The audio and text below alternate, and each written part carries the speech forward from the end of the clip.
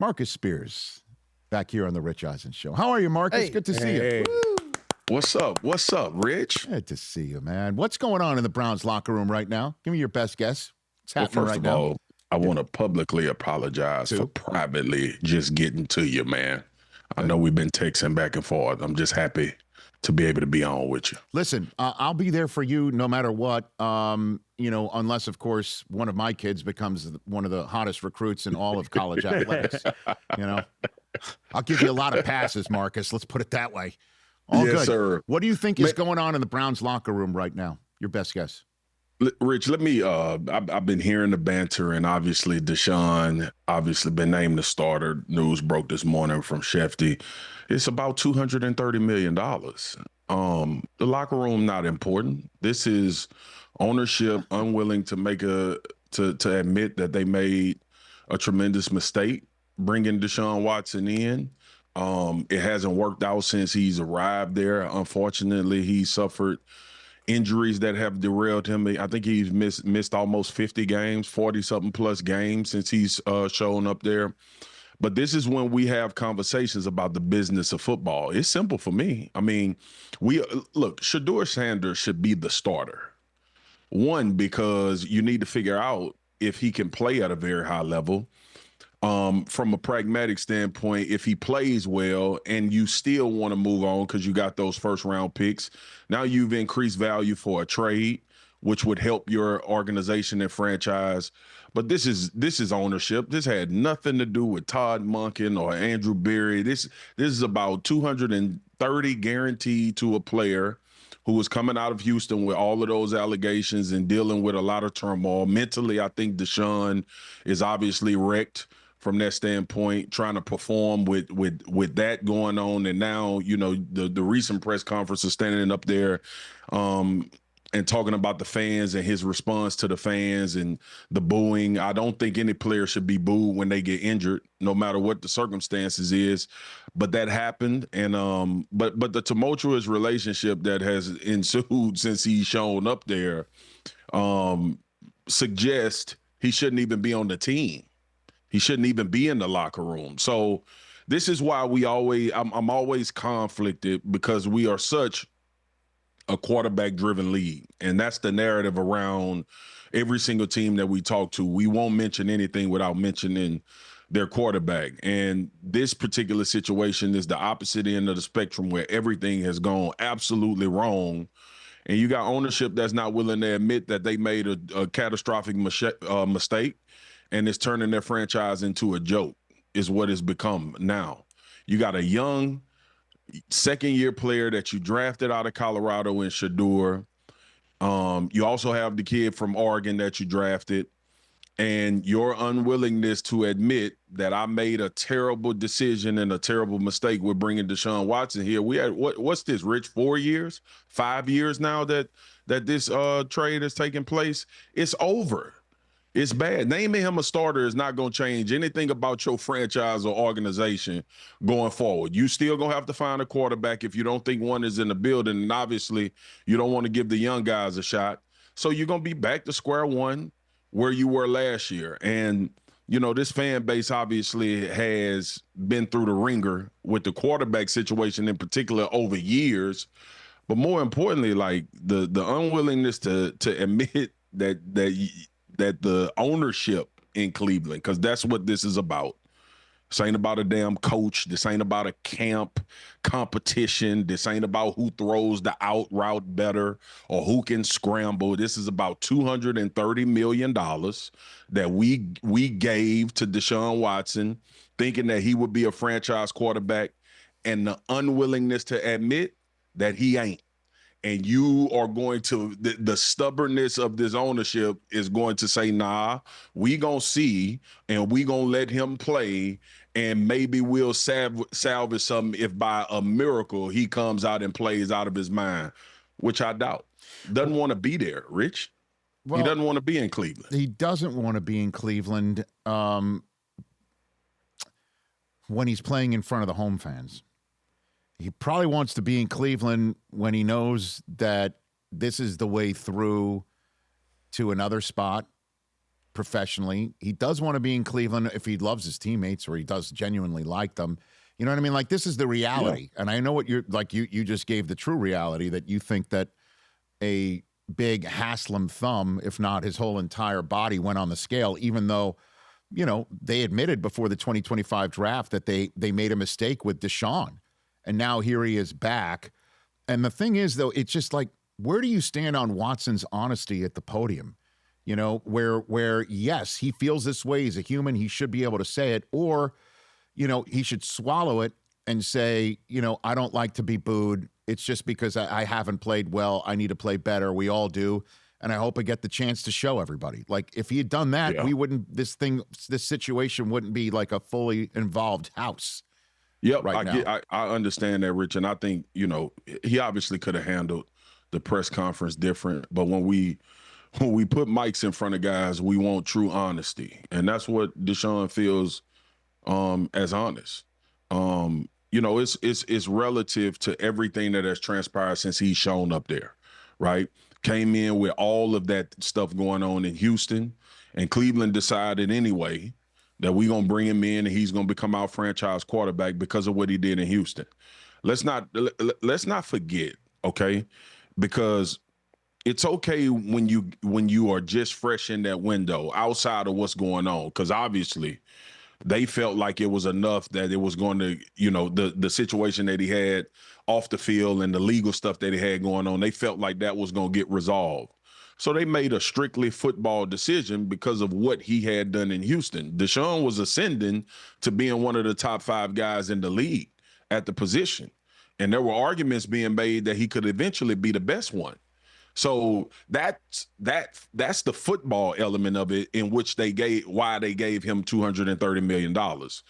The circumstances in which you gave him $230 million should have been more evaluated and probably put a little more thought into it, because now this is why you stuck. So you were playing. I hate this idea, Rich, that everything is a monolith and it's one way. Deshaun Watson has every damn right to be mad about blowing his Achilles and people cheering. That would make anybody mad, regardless of if you're playing well or you're not. What he doesn't have a right to be mad about is people booing because of football and the way you've played and performed over that period of time. And people boo because your ability to be your unavailability has become as much a part of the play. So again, like, there's a lot of reasons for these fans to be mad. There's a lot of reasons for them to boo.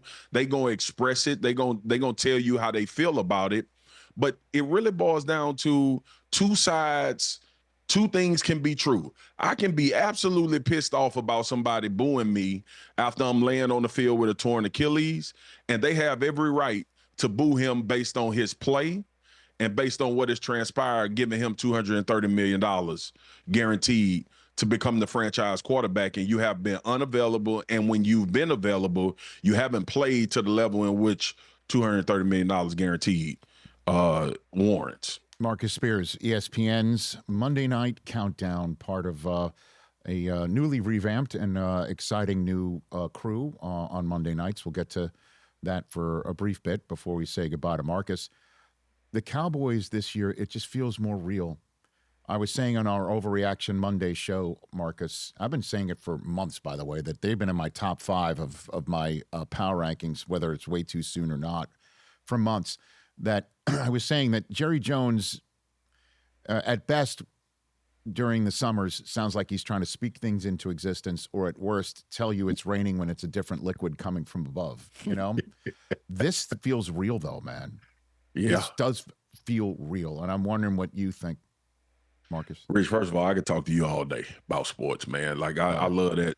I love that the way you address that. You know why I'm excited about Dallas. And it's weird because it's been quiet. It's been quiet. The George Pickens thing could have turned into what it normally turns into, and it didn't. Now, it takes both parties to come to an agreement and everything to get settled and situated. He's in camp, playing out of his mind based on the reports that I've heard, and there's no noise from that regard. you just Quentin Williams gets his contract done.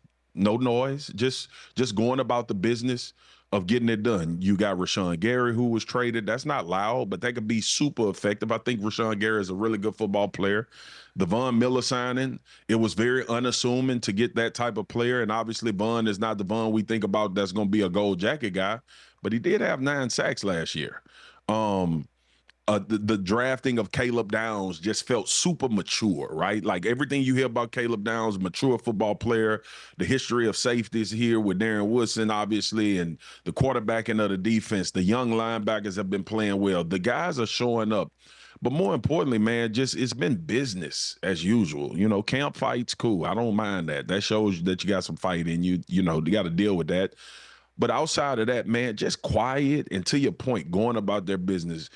Rich, I think this team, and I say this like I'm walking a tightrope, I think they're going to be very good. Mm-hmm.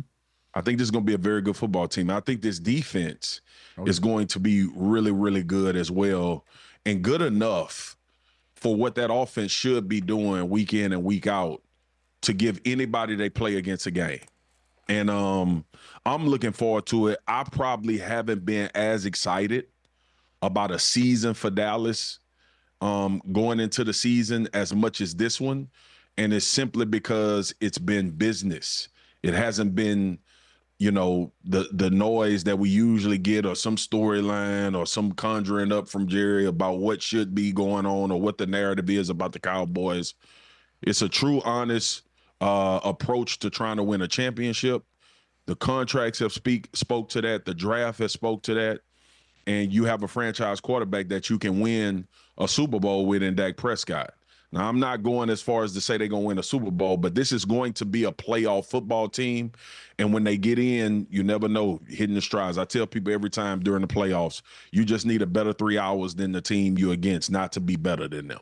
And I love the coach too, man. I love what Schottenheimer's cooking up. The post-game locker room, I know it's preseason, I get it. But the brotherhood that does appear to be building there, and what Schottenheimer went through in year one with injuries and obviously Marshawn Nealon and what was going on with the team, it just seems like a tight-knit group. It seems like they got it. Rich, I love that you said that, man, because what I think Shotty has done more than anything, and I've said this probably 3-4 years ago, and I want to get your opinion on this, Rich. Mm-hmm. It feels like he's insulated the football team away from everything that goes on that comes with being a Dallas Cowboy. Including the owner? So what you're saying? Including the owner. The GM? Including the owner. You know? And regardless of if their relationship is great, and I think it is, I think Jerry is now starting to kind of ignite. Jerry is realizing, and Jerry probably been at odds with me, probably been mad at me for years. But I think what Jerry is starting to understand is that I have people in this building that can do their job at a very high level. Let me still do my thing and put my stamp where I need to put it. But it seems like the football has just become football. And that's what I have been screaming for years, because I think you get to this point, which we're projecting, but I think you get to this point a little bit faster, and it's not about Jerry not meddling. He's going to be a part of it. He's going to do his interviews and all of that. Marcus, give me the name of the team we're not talking about enough right now. Ooh, probably Jacksonville. Okay, now. Ooh, there we go. You have the floor. I think Trevor Lawrence last year took a step forward. He started playing with a little bit of his confidence raised. I was on a podcast with Dominique Foxworth last season, and it was getting close to the playoff run. And I just felt like Trevor and what he kind of unloaded, like maybe a lot of baggage or a lot of stuff that he felt like he had to carry, and just kind of start playing football and not worrying about the outcome. And you could see it for me visibly. I could see him kind of shed this I'm not what I'm supposed to be, and I've been drafted so high, and we know I've been drafted one, and the expectation. But here's the thing, for this is a young football team with a lot of really good skill position players. Up front, they play well. Defensively, I didn't think they got a lot of credit for what they did down the stretch. They got to make some improvements on the back end. But up front, this team was phenomenal. I think there's a kind of a undergirdle of what they can be. I don't think anybody will be shocked if they're good, but I think they got a chance to be super good and explosive. The other team that I'm excited to see that I think is still maybe a year away is the Saints. Love what they did this offseason, obviously extending Chris Olave. I want to see if Tyler Shaw can do it again. Keep building on how he ended last season. Travis Etienne now in the backfield. Like they've been making moves, and we know Kellen Moore now is seasoned. He coming off that Super Bowl with Philly. I think he's going to continue to get better as a head coach. Their youth is the word that I associate with them, even though my dog Cam is back for the 25th year of his career. But I think those are two teams. I think the Saints are a year away. That division is that they may not be because that division is not great. But I think the Jacksonville Jaguars, man, and however they find a way to manage Travis Hunter, because the kid want to go both ways. You saw he bulked up and put muscle on, but I really believe he'll be well served as a DB and maybe do the prime time thing, no pun intended, and be effective on some offensive critical situations down in distances. But I think this is a young team that could shock a lot of people. And Josh Hines Allen, who rushes the passer as well as anybody in the NFL, doesn't get talked about a lot. But this defensive line can get after people as well. And Walker on his extension, like there's a lot to like about Jacksonville. Mark, I was having fun before about I don't have a kid that's going to be the top recruit in all the land as yours is clearly on the hoop side of things, Marcus. But, my son, if he does want to play football, my youngest son, he already is demanding of schools to wear number 84. Are you fine with that if he winds up at LSU, Marcus, and demands to wear 84? I'm fine with that. There will be no cease and desist. There will be no. We sure about that? We good? Yeah, for sure, man. Wear it. Jerseys are made to be worn. Look, right? There are a few people where they should be retired. But I'm okay with that. And Rich, I know what you're getting at, Rich. Look, don't cause no turmoil with me and my LSU family. No, but I will say this, and Rich, I'm a man. I will say what's on my mind. Yes. It is crazy as hell to send a cease and desist letter over a jersey number that you ain't retired. I don't know what Jayden Camp thinking. I don't know why this even got to this point. Because even if you don't like it, how about we just have conversations with LSU and keep it personal? But that's the way I operate. I know we in 2026 and, everything got to be on TV and so publicized and on social media. That's crazy as hell to me that you would go to that extent for somebody not to wear 5. Rich, listen. Yes, sir.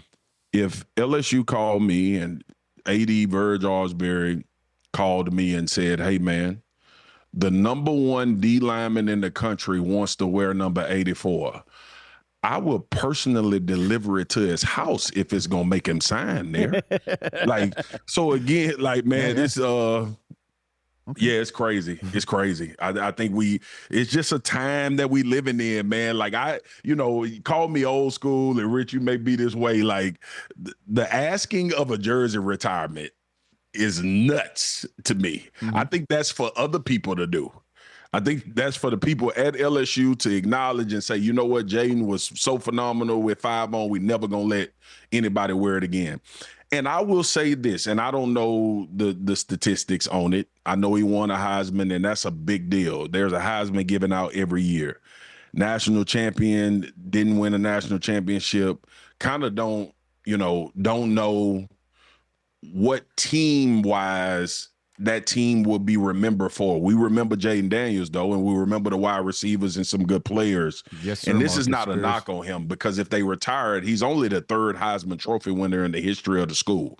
So if you retired the jersey, it would be warranted. Nobody would go crazy. Yeah. But I just think asking for it or sending a cease and desist for nobody to wear the number is insane. Like, let them do that. Well, I just wanted your $4 worth. I would have said $5 worth, but I don't want to get in any trouble. Hey, come on. By Rich, the way, leave Jayden alone, man. No, leave my young I'm sorry. fella alone, man. I can't turn the page. It's tough for me to. Golly, bro. That one threw me. That one was shocking to me. I had to ask you about that. And you're Jason McCourty and Pat joining the crew with SVP, Kelsey, and you. I'm hearing some talk that Kurt might stop by every now and then when he's in the building for his radio side of things.